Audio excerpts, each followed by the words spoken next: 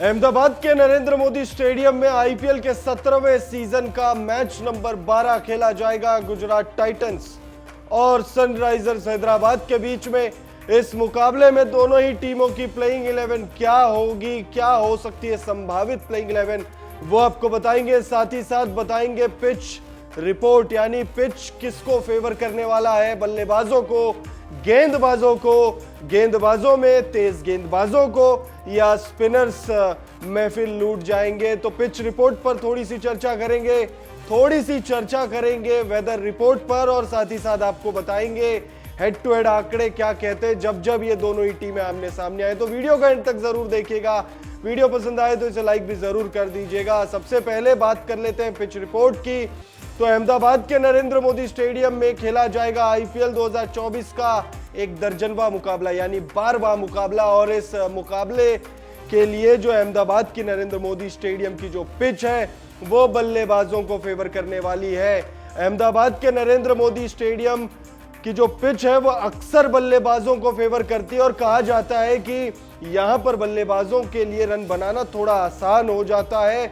Ground थोड़ा बड़ा है तो यहां पर सिंगल डबल लेने में भी फायदा साबित रहा है, फायदा होता है बल्लेबाजों को।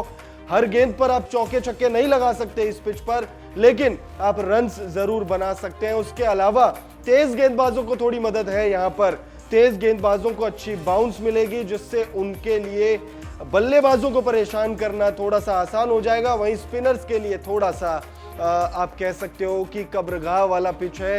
यहाँ पर स्पिनर्स थोड़ी सी परेशानी में दिखाई देते हैं। पिच रिपोर्ट आपको बताई, उसके बाद अब आप बात करते हैं वेदर रिपोर्ट की। वेदर रिपोर्ट क्या है इस मैच के लिए, मौसम का अनुमान क्या है, तो आपको बता दे थोड़ी गर्म मौसम रहने वाली है अहमदाबाद में। मैच 3:30 बजे दिन के वक्त में होने वाला है, तो यहाँ पर थोड़ा सा गर्मी का सामना करना पड़ेगा बल्लेबाजों को, खिलाड़ियों को।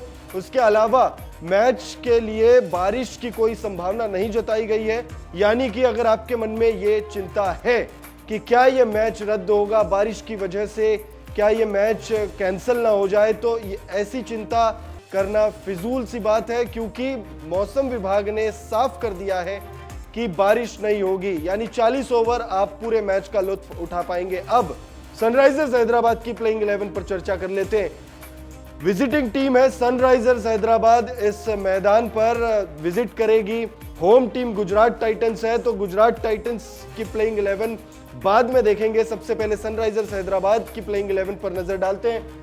सनराइजर्स हैदराबाद की प्लेइंग 11 में मयंक अग्रवाल आपको ओपनिंग करते हुए नजर आने वाले। मयंक अग्रवाल के साथ ट्रेविस हेड ने पिछले मुकाबले में क्या किया था हम सबको याद है। 277 रन सनराइजर्स हैदराबाद ने कूट दिए थे, और उसमें ट्रेविस हेड का बहुत बड़ा हाथ था। 62 रनों की पारी उन्होंने खेली थी, 200 से ज्यादा की स्ट्राइक रेट से। हालांकि थोड़े से भाग्यशाली रहे थे, वो एक कैच छूटा था उनका। मयंक अग्रवाल अपने आप को साबित करना चाहेंगे। अब तक ये आईपीएल उनके लिए अच्छा नहीं जा रहा। उसके बाद प्लेइंग 11 में आएंगे 6 हिटिंग मशीन।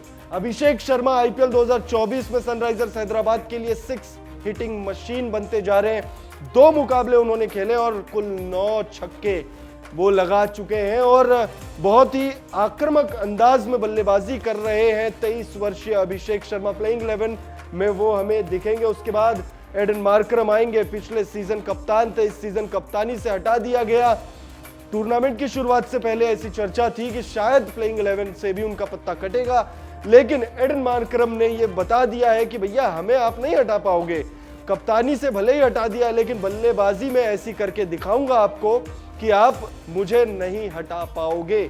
और एडन मार्करम नहीं हटेंगे, प्लेइंग 11 में रहेंगे। पिछले मुकाबले में 40+ का स्कोर रहा था और अच्छे फॉर्म में है, शानदार लय में।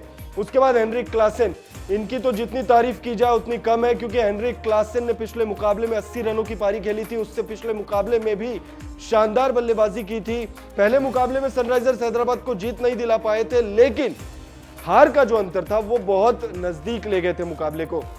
हेनरिक क्लासेन जो है वो ऑरेंज कैप की रेस में सबसे ऊपर है, तो प्लेइंग 11 में हमें हेनरिक क्लासेन दिखेंगे। अब्दुल समद, शाहबाज अहमद और मार्को यंसन, ये 3 ऑलराउंडर है इस टीम में। प्लेइंग 11 में आपको दिखेंगे अब्दुल समद, मार्को यंसन बल्ले से अब तक वैसा कमाल नहीं कर पाया, लेकिन शाहबाज अहमद ने पिछले से पिछले मुकाबले में जो पहला मुकाबला सनराइजर्स हैदराबाद का था, उस मुकाबले में गजब की बल्लेबाजी की थी। जीत नहीं दिला पाए थे, लेकिन शानदार बल्लेबाजी की थी।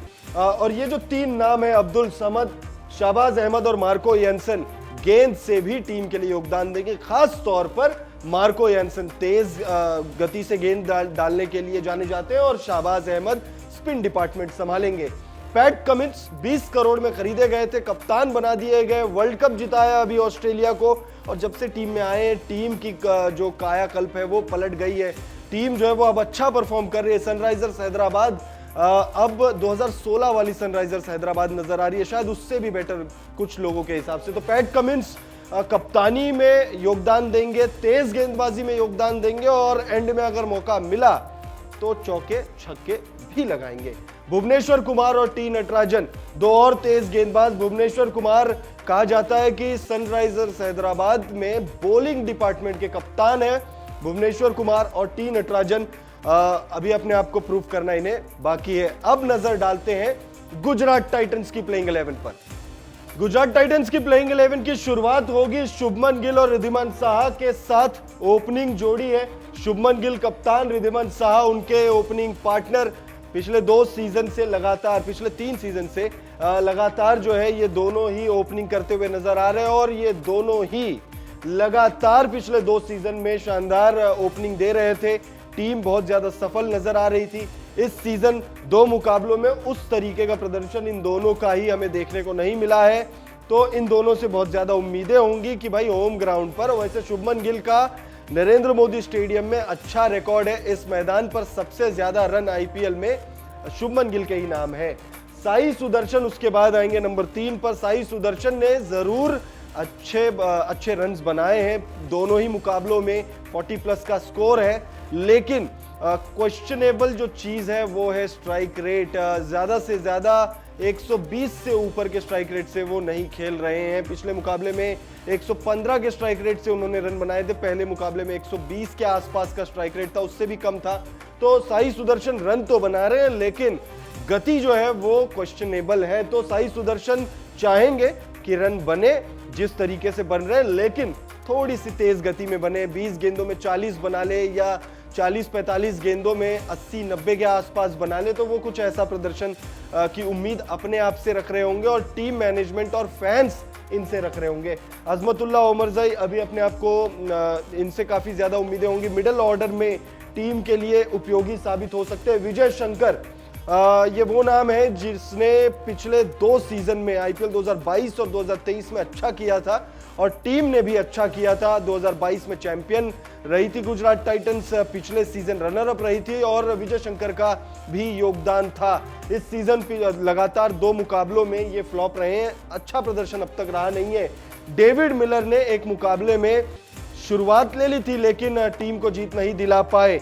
तो डेविड मिलर हम सब जानते, देखिए इन पर चर्चा जितना हम करते जाएंगे उतना कम है। डेविड मिलर हम सबको पता है कि अगर टिक गए, अगर मैदान पर खड़े रह गए डेविड मिलर, तो फिर कोई भी स्कोर बड़ा नहीं है इनके लिए। तो डेविड मिलर प्लेइंग 11 में शामिल होंगे।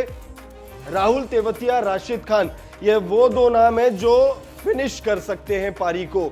अमूमन राहुल तेवतिया ही फिनिश करते हुए हमें नजर आएंगे, लेकिन अगर मौका लगा, अगर ऐसी कोई परिस्थिति उत्पन्न हुई, अगर ऐसी कोई सिचुएशन खड़ी हो गई कि राशिद खान को 1-2 ओवर अंतिम क्षणों में बल्लेबाजी के लिए आना पड़ा, तो राशिद खान भी वो जो स्नेक वाले शॉट है वो लगा सकते हैं।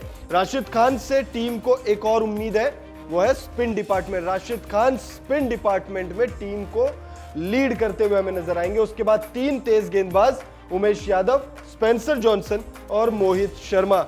मोहित शर्मा से तेज गेंदबाजी में बहुत ज्यादा उम्मीदें हैं, क्योंकि मोहित शर्मा पिछले सीजन बहुत अच्छी गेंदबाजी उन्होंने की थी, पर्पल कैप लगभग जीत ही लिया था।